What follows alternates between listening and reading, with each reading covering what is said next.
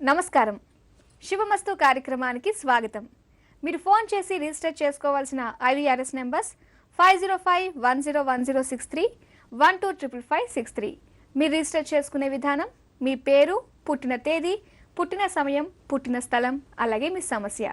Birth details లేని వారు ప్రశ్న జాతకం ద్వారా మీ సమస్యకి పరిష్కారాలు తెలుసుకోవచ్చు. జ్యోతిష్యంలో డాక్టరేట్ పొందిన తొలి తెలుగు మహిళ డాక్టర్ సంధ్యాలక్ష్మి గారు మీ సమస్యలకి పరిష్కార మార్గాలు తెలియజేస్తారు. నమస్కారం అమ్మా. నమస్కారం ప్రేక్షకులకి నమస్కారం అమ్మ. పోయిన వారం మనం మకా నక్షత్రం వరకు చెప్పుకున్నాం కదా, మరి ఈ వారం పుబ్బా నక్షత్రం గురించి చెప్పుకుందాం అమ్మా. మరి అయితే వీళ్ళకి ఏమైనా శాంతులు లాంటివి ఉన్నాయంటారా చేసుకోవడానికి? పుబ్బా నక్షత్రానికి సామాన్య దోషం మాత్రమే, దీనికి పెద్దగా శాంతి లేదు. ఏ పాదంలో పుట్టిన వాళ్ళకైనా సరే శిశువు ముఖాన్ని పురిటి స్నానం తర్వాత తండ్రి నూనెలో ముఖం చూడాలి. తర్వాత అదే రోజు శివుడికి రుద్రాభిషేకం చేస్తే సరిపోతుంది. ఎటువంటివి కూడా శాంతి లేవు. అయితే మరి పుబ్బా నక్షత్రం వాళ్ళు ఏ పాదంలో పుట్టిన వారికి ఏ అక్షరంతో పేర్లు పెట్టుకోవాలంటారు? పుబ్బా నక్షత్రంలో పుట్టిన వాళ్ళకి మోట, టీటు ఈ 4 అక్షరాలు వస్తాయి. మో అంటే మోహిని, మోహన్ ఇలాంటి పేర్లు పెట్టుకుంటారు కదా. తర్వాత టా మీద ఏదైనా వాళ్ళ ఇష్టం వచ్చినటువంటి గుర్తు పెట్టుకోవడానికి పెట్టుకుంటే సరిపోతుంది. తర్వాత మోటా, టీటు ఈ 4 అక్షరాలు వస్తాయి. 4 పాదాల వాళ్ళకి ఈ 4 అక్షరాలతో ప్రారంభమయ్యేలాగా ఏదైనా ఒక పేరు పెట్టుకోవచ్చు. అమ్మ, కొన్ని పంచాంగాలు చూసినట్లయితే అందులో ఈ పుబ్బా నక్షత్రం కనిపించదమ్మా, ఎందుకంటారు? పుబ్బా నక్షత్రం లేకుండా ఉంటుందా? 27 నక్షత్రాలు, అది ఒక నక్షత్రం. మరి పంచాంగంలో ఆ నక్షత్రం లేకపోవడం అంటూ ఉండదు. ఇక్కడ ఏమిటంటే ఒక విషయం తెలుసుకోవాలి. మీలాగే ఇదివరకు అమ్మాయి కూడా అడిగింది, పుబ్బా నక్షత్రం రోజు అంటే పుబ్బా నక్షత్రం అసలు పంచాంగంలో లేదు అని. పుబ్బా కాదు, పుబ్బా నక్షత్రాన్ని పూర్వా ఫల్గుణి అని కూడా అంటారు. ఉత్తరా నక్షత్రాన్ని ఉత్తరా ఫల్గుణి అంటారు. అంటే ఆ ఉత్తరా ఫల్గుణి అని కానీ పూర్వా ఫల్గుణి అని కానీ మాత్రమే ఉంటుంది కొన్నిట్లలో. కొంతమంది 2 రాస్తారు, పుబ్బా నేను, కొంతమంది పూర్వా ఫల్గుణి అని రాస్తారు. ఏదైనా కూడా ఒకటే. అమ్మ, రాకేష్ అనే కాలర్ లైన్ లో ఉన్నారు, వారితో మాట్లాడతాము. హలో. హలో, నమస్కారం అండి. నమస్కారం. రాకేష్ పేరు మీద రిజిస్టర్ చేసుకున్నారు కదా?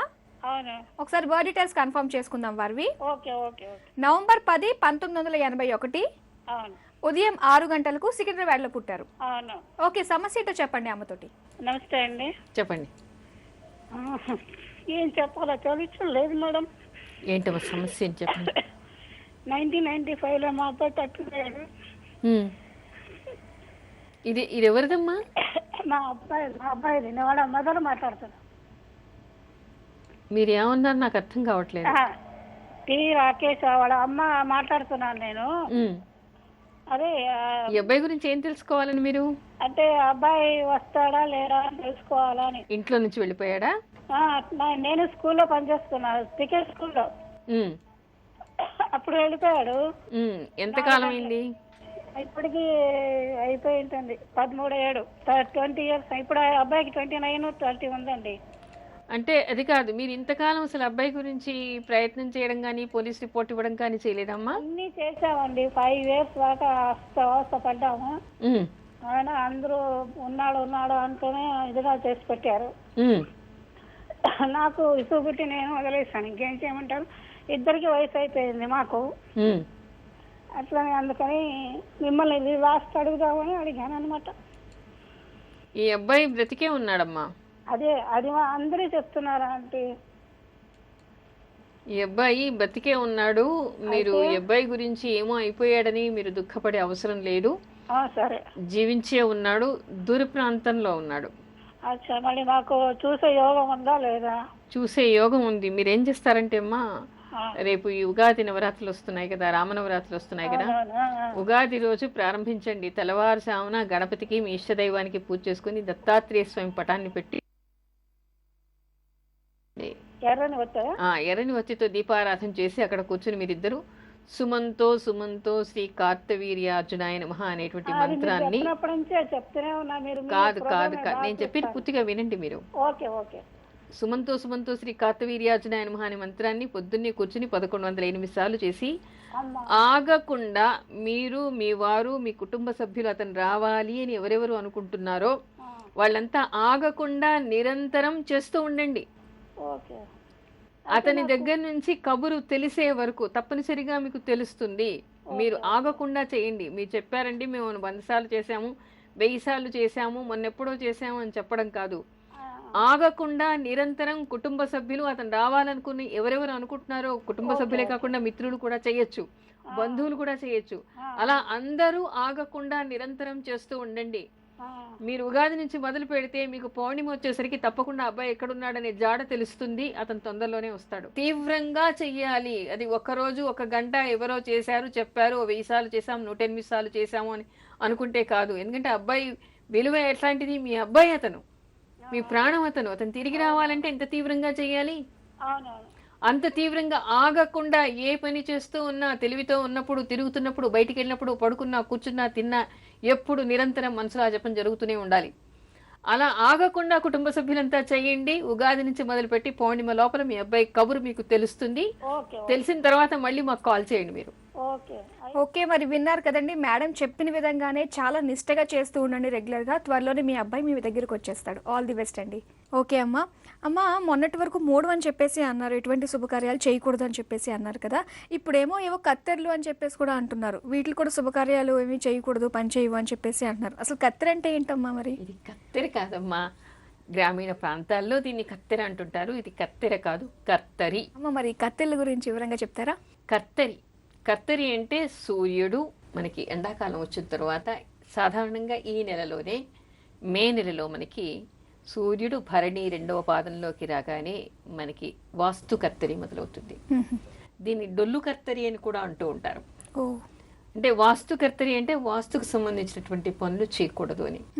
తర్వాత కృత్తిక 1వ పాదంలోకి వచ్చిన తర్వాత దీన్ని నిజకర్తరి అంటారు. తర్వాత దీనికి అగ్ని కర్తరి అనేటువంటి పేరు కూడా ఉంది. ఈ కత్తెరలో కూడా ఏమిటంటే మట్టి పనులు, చెక్క పనులు, ఆ తర్వాత కొలిమి దగ్గర చేసేటువంటి పనులు ఏవి కూడా చేయకూడదని మనకి శాస్త్రం చెప్తుంది. ఓకే, అయితే ఈ కత్తెర ఎప్పటి వరకు ఉంటుందంటారు?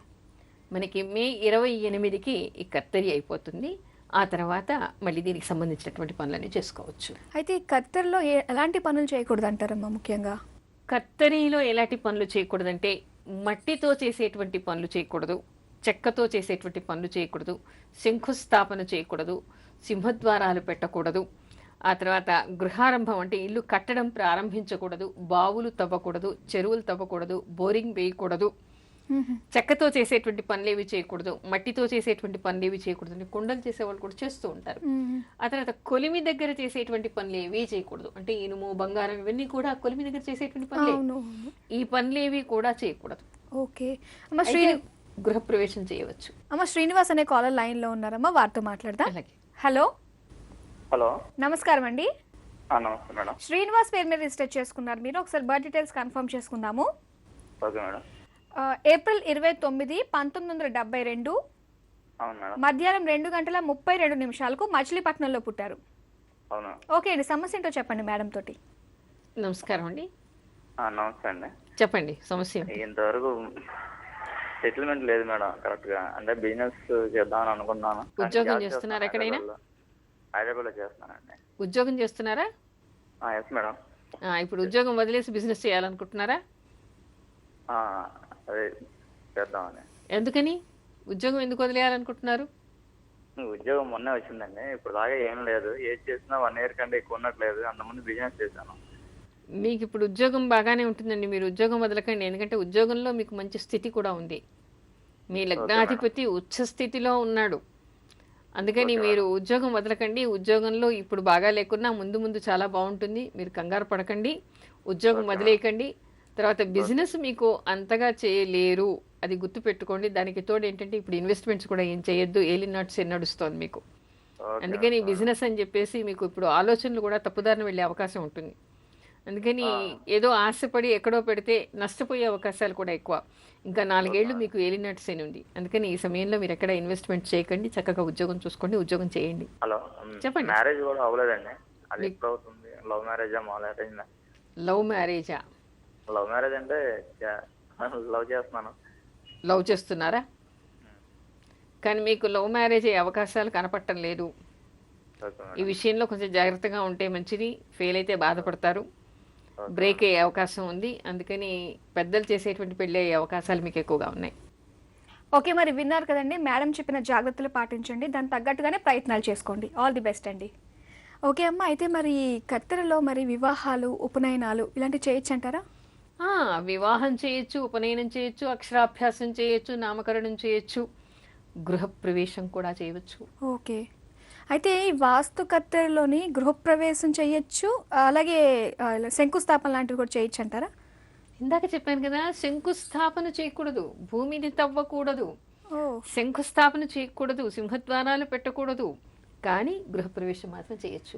వాస్తు కత్తెర అంటున్నారు, ఇదంతా కూడా వాస్తుకు సంబంధించే కదమ్మా. శంకుస్థాపన చేయాలన్నా, గృహప్రవేశం చేసుకోవాలన్నా. కానీ శంకుస్థాపన పనికిరాదు, మరి గృహప్రవేశం పనికి వస్తుంది, ఏంటంటారు ఇది? అదే చాలా మందికి డౌట్, చాలా మందికి ఉంది. అసలు పెళ్ళే చేయొచ్చా చేయకూడదా, ఉపనయనం చేయొచ్చా అని కూడా అడుగుతారు.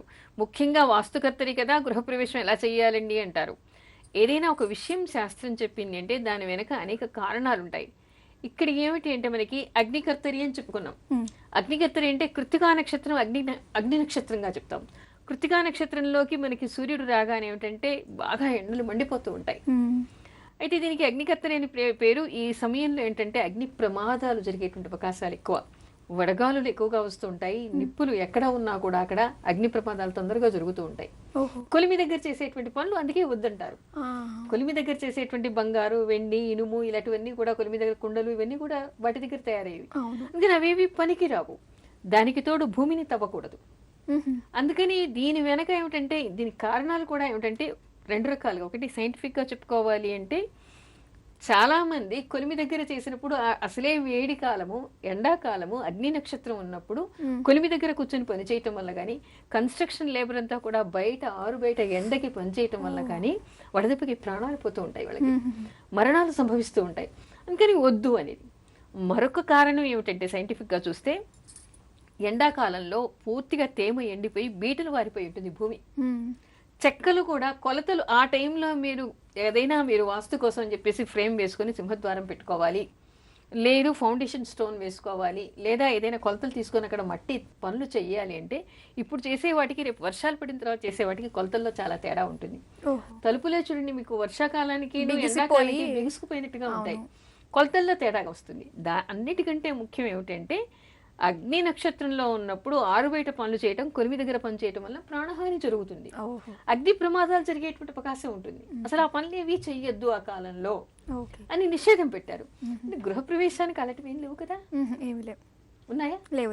ఏముంది, పూజ చేసుకోవడం, వండు తినడమే, అంతే తప్ప దానికి ప్రమాదకరమైనటువంటి పని అందులో ఏమి ఇమిడి లేదు. అందుకని మనకి శాస్త్రం ఏం చెప్తోంది, శంకుస్థాపన చేయకండి, మట్టితో చెక్కతో చేసే పనులు, కొలిమి దగ్గర చేసేటువంటి పనులు ఏవి చేయకండి. హాయిగా వివాహం చేయొచ్చు, ఉపనయనం చేయొచ్చు, గృహప్రవేశం చేయొచ్చు, వాస్తు పూజ కూడా చేయొచ్చు. వాస్తు పూజకి దోషం ఏం లేదు కదా? అవును, ఇలాంటివన్నీ చేసుకోవచ్చు, మిగతా ఏవైనా కూడా చేయొచ్చు. ఓకే అమ్మా. అయితే గృహప్రవేశం నిర్భయంతంగా చేసుకోవచ్చు అనమాట. అయితే ఇంకా కొంతమందికి ఇంకా అనుమానాలు ఉంటూ ఉంటాయి. సో ఇక్కడ కూడా ఏమీ పనికిరావు, శుభకార్యాలు చేసుకోకూడదు అంటూ ఉంటారు. మరి గృహప్రవేశం చేసుకోవచ్చా, అది చేసుకుంటే దోషమా అని చెప్పేసి కూడా చాలా మందికి అనుమానాలు ఉండే ఉంటాయమ్మా. మరి దాన్ని వివరిస్తారా? ఏ మాత్రం కూడా దోషం కాదు, గృహప్రవేశం నిరభ్యంతరంగా చేసుకోవచ్చు.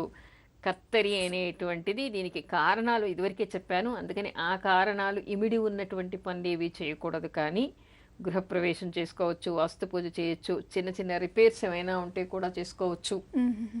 అంటే కొలతలతో చేసుకునేటువంటివి కాకుండా, ఎండలో నిలబడి నిప్పు దగ్గర చేసేటువంటివి కాకుండా ఉండేటువంటి పనులు ఏమైనా కూడా చేసుకోవచ్చు. ఎలాంటి దోషము లేదు, భయపడే అవసరం లేదు. మిగతా అన్ని శుభకార్యాలు కూడా చేసుకోవచ్చు. సాధారణంగా మీరు ఆలోచించండి, ఎండాకాలంలోనే మనకి మే నెల వచ్చిన తర్వాత, ప్రతి సంవత్సరం ఎండాకాలంలో మే నెల వచ్చిన తర్వాత సూర్యుడు భరణి నక్షత్రంలోకి రావడం కర్తరి ఉంటుంది. మరి మే నెలలో మనకి శుభకార్యాలు ఉన్నాయా లేదా తెలిసి ఒకసారి వెనక్కి ఆలోచించి చూడండి, మీకే అర్థమవుతుంది. అవునవును. ఓకే అమ్మా. సింధుజ అనే కాలర్ లైన్లో ఉన్నారు, వారితో మాట్లాడదాం. హలో. నమస్కారం అండి. నమస్కారం మేడం. సింధుజ పేరు మీద రిజిస్టర్ చేసుకున్నారు కదా, ఒకసారి బర్త్ డీటెయిల్స్ కన్ఫర్మ్ చేసుకుందాము. సరే మేడం. జనవరి 17, 1994. జనవరి 17, 1994 ఉదయం 11:30 పుట్టారు. కల్వకుర్తి, నగర్. ఏమండి? మండే రోజు 11:30కి పుట్టిందండి, మార్నింగ్. మండే రోజా? ఓకే అండి. మీ సమస్య ఏంటో చెప్పండి మేడం తోటి. నమస్తే, చెప్పండి. హలో మేడం, అది సింధుజ పేరు మీద 2010 నుంచి ఇప్పటి వరకు అసలు తను చదువుదామంటే 2010లో ఇంటర్మీడియట్ అయిపోయింది. అసలు ఏమీ లేదు, ఒక హెల్త్ ప్రాబ్లం రావడము. ఏమైంది హెల్త్ ప్రాబ్లం? అంటే అంతకుముందు ఒకసారి జాండీస్ వచ్చిండే 2010లో, ఉమ్, 2011 సమ్మర్ లో. ఇంకా దాని తర్వాత తను కాలేజ్కి వెళ్ళడము, నేను ఉండడని ఇంటికి రావడము ఉమ్. అలా చేస్తా ఉంది. అంటే ఇప్పుడు కాలేజీకి వెళ్ళటం లేదా? వెళ్ళలేదు. ఇప్పుడు అమ్మాయికి హెల్త్ ప్రాబ్లం ఏం లేదమ్మా. ఈ అమ్మాయికి ఏదో ప్రేమలోనో ఎవరితోనో స్నేహాలు ఉన్నాయి. ఆ అమ్మాయి ఆలోచనలు వేరే వైపు పెడుతున్నాయి. అందుకని చెప్పేసి ఆ అమ్మాయి కాలేజీకి వెళ్ళటం లేదు. ఆ సందర్భంగా అమ్మాయికి ఏదో ఇబ్బందులు ఉన్నాయి కాబట్టి కాలేజీ మానేస్తోంది. ఓకే, మరి విన్నారు కదండి, మేడం చెప్పిన సలహాలు పాటించండి, అలాగే చేయండి. మళ్ళీ మీ అమ్మాయి మీ దారిలోకి వస్తుంది. ఆల్ ది బెస్ట్ అండి. ఓకే అమ్మ, అయితే మరి ఈ మే నెలలో గృహప్రవేశాలకు ముహూర్తాలు ఏమైనా ఉన్నాయంటారా? చాలా ముహూర్తాలు ఉన్నాయి. 2వ తారీఖు తర్వాత మనకి మేలో చాలా ముహూర్తాలు ఉన్నాయి. గృహప్రవేశాలు చేయొచ్చు. అయితే గృహప్రవేశం చేయడానికి ముఖ్యంగా తిథివార నక్షత్ర యోగకరణాలు చూడడమే కాకుండా కలశ శుద్ధి, వృషభ చక్ర శుద్ధి కూడా చూడాలి. అంటే గృహప్రవేశానికి 2 చూస్తాం మనం. కలశ చక్రము, వృషభ చక్రము అని చూస్తాం. ఆ రెండిటల్లో కూడా శుద్ధి ఉండాలి. అయితే ఇది మన జాతకానికి సంబంధించి మనం చూసుకునేదంటారా, లేకపోతే కామన్ గా చూసుకునేదంటారా? ఇది ముహూర్తాలకి చూసేటువంటిది, ఎవరి వారి జాతకానికి సంబంధించినటువంటిది కాదు ఇది. ఈ ముహూర్తం పెట్టడం కోసం ముహూర్తానికి కొన్ని ప్రత్యేకంగా ఉంటాయి. లగ్న బలం ఉండాలి, ఏ కార్యం కోసం చేస్తున్నామో ఆ స్థానానికి శుద్ధి ఉండాలి, అష్టమ శుద్ధి ఉండాలి, తిథి వార నక్షత్ర యోగకరణాలు బాగుండాలి. దీనితో పాటు మనకి మామూలుగా దుర్ముహూర్తం కానీ వర్జం కానీ 21 దోషాలు అంటారు. 21 దోషాలు ఉండకూడదు. ఇలాంటివన్నీ కాకుండా మనకి గృహప్రవేశానికి ప్రత్యేకంగా కలశ చక్రం, వృషభ చక్రం అని కూడా చూస్తారు. ఇవి కూడా శుద్ధి ఉండాలి. ఇన్ని చూస్తేనే గృహప్రవేశం చేయాలి. అది కూడా యజమాని నా పేరుకి, తర్వాత జన్మ జాతకానికి కూడా చూడాలి. ఓకే, అయితే మరి కొంతమందికి ఏంటంటే జన్మ జాతకం లేకపోవచ్చు కదమ్మా, సో వారి పేరు బలం మీద నడుస్తుంది అంటారా? అలా చేయొచ్చా? వాస్తు చూడాల్సిందే పేరు మీద. పేరు మీదే. జన్మ జాతకం ఉన్నప్పటికీ, నేను ఇందాకేమన్నాను, జన్మ జాతకం ఉన్నప్పటికీ కూడా నామ నక్షత్రానికి కూడా ముహూర్తం చూడాలి. ఓకే, మీరు వాస్తు పూజ అన్నారు కదమ్మా, అయితే ఇది గృహప్రవేశం అప్పుడు చేసుకునే వాస్తు పూజ అండ్ అలాగే శంకుస్థాపనకి వాస్తు పూజ చేస్తారంటారా? అలాంటివి చేసుకోవచ్చు అంటారా? చేసి వదిలేయచ్చు అంటారా? మరి అంటే శంకుస్థాపన చేసి అలాగే అలా వదిలేయచ్చా అని చెప్పేసి. శంకుస్థాపన చేసి ఎందుకు వదిలేయాలి? ఎప్పుడు కట్టాలి అనుకుంటే అప్పుడు శంకుస్థాపన చేయొచ్చు కదా. శంకుస్థాపన చేసి దాన్ని అలాగే వదిలేయటం ఎందుకు? వదిలేయకూడదు. శంకుస్థాపన చేసిన తర్వాత వెంటనే వాళ్ళు ప్రారంభం చేయాలి, కన్స్ట్రక్షన్ ప్రారంభం చేయాలి. ఓకే, అంటే మంచి ముహూర్తంలో చేసుకోవడం. ఎప్పుడు కన్స్ట్రక్షన్ చేసుకుంటాం అనుకుంటే అప్పుడే పునాదులు తవ్వుకోవాలి, అప్పుడే శంకుస్థాపన చేయాలి. ఓకే అమ్మా, ఇవాళకి సమయం కూడా అయిపోయింది. మళ్ళీ రేపు కలుసుకుందాం అమ్మా. ఇది ఇవాల్టి శుభమస్తు కార్యక్రమం. మీ జాతక సమస్యలకై మీరు రిజిస్టర్ చేసుకోవాల్సిన IVRS నెంబర్స్ 5051010631255563. మరిన్ని ఆసక్తికరమైన విషయాలతో రేపటి కార్యక్రమంలో మళ్ళీ కలుసుకుందాం. అంతవరకు సెలవు, నమస్కారం.